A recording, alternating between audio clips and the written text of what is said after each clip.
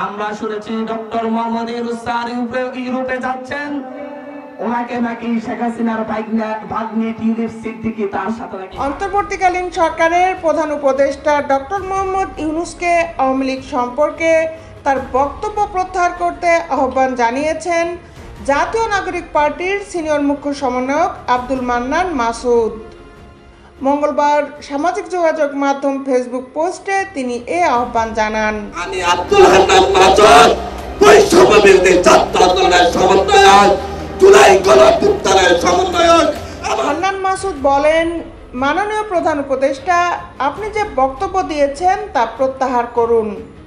আওয়ামী সন্ত্রাসীদের সঙ্গে কোনো আপোষ নয়। আওয়ামী লীগের ব্যানার সন্ত্রাসী ব্যানার। এই ব্যানারে কোনো রাজনীতি 24-এর প্রজন্ম মেনে নেবে না। দেশকে আবার অস্থিতিশীলতার দিকে ঠেলে দেবেন না। অবিলম্বে আওয়ামী লীগকে দল হিসাবে নিষিদ্ধ ঘোষণা করুন। যারাই বিতর্কিত করার চেষ্টা করবে তাদের বিরুদ্ধে লড়ব ইনশাআল্লাহ।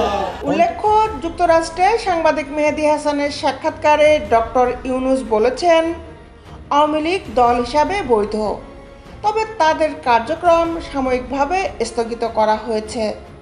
যে কোনো সময় এই নিষেধাজ্ঞা তুলে নেওয়া হতে পারে।